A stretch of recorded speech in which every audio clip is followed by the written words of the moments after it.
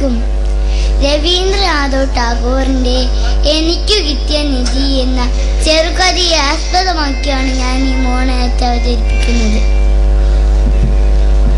എന്റെ പേര് ഉണ്ണി നട്ടോ. ഞാനൊരു കഥ പറയാൻ പോവുകയായി. ഇത് കഥയെല്ലാം നടന്ന സംഭവമാണ്. അന്ന് ഞാൻ സ്കൂൾ വിട്ട് വരുന്ന സമയത്ത് എനിക്കൊരു നിധി കിട്ടി. നിങ്ങൾ വിചാരിക്കും വല്ല സ്വർണമോ പണമോ ആയിരിക്കുമെന്ന്. പക്ഷേ അതൊന്നുമല്ല.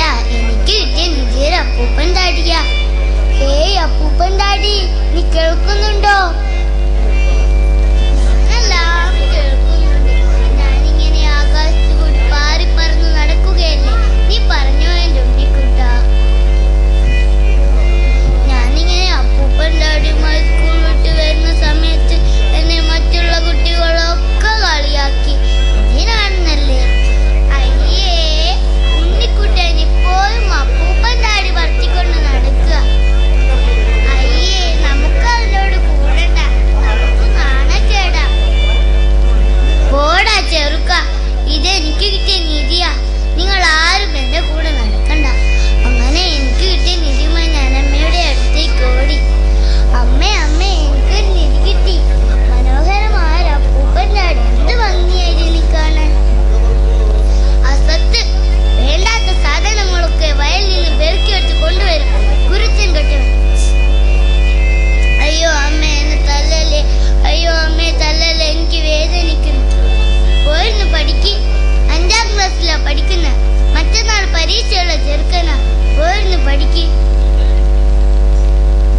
എന്റെ അപ്പൂപ്പൻ താടി, നീ കാരണം എനിക്ക് എന്ത് മാത്രം തല്ലാണ് കൊണ്ടുവന്ന്. അപ്പൂപ്പൻ താടി ചിരിക്കുന്നോ? അയ്യേ തല്ലുകൊള്ളി. നീ എന്നെ കളിയാക്കുന്നു. ഞാൻ നിന്നോട് മിണ്ടത്തില്ല. ഞാനൊരു തമാശ പറഞ്ഞതല്ലേ ഉണ്ണിക്കുട്ട. ഞാൻ നിന്നോട് പിണങ്ങുമോ? കാരണം നീ എനിക്ക് കിട്ടിയ നിധിയല്ലേ. പിന്നൊരു കാര്യം, എന്റെ മുത്തശ്ശി എന്റെ കൂടെയാണ് കേട്ടോ. എന്തിനാണ് ആനെ ഇങ്ങനെ തല്ലുന്നത്? എവിടെയെങ്കിലും പോയിരുന്നോ തള്ളേ?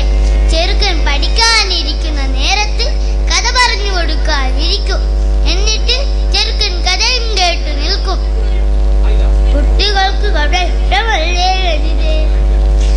അതൊക്കെ പണ്ടത്തെ കാലം. എവിടെയെങ്കിലും പോയിരുന്നോ തള്ളേ? അന്ന് മുത്തശ്ശി അമ്മ എന്തുമാത്രം വഴക്കാണ് പറഞ്ഞത്. പാവം മുത്തശ്ശി. അന്ന് വലിച്ചെറിഞ്ഞ നിന്നെ ആരും കാണാതെ മുത്തശ്ശി എനിക്ക് എടുത്തു തന്നത്. പാവം മുത്തശ്ശി.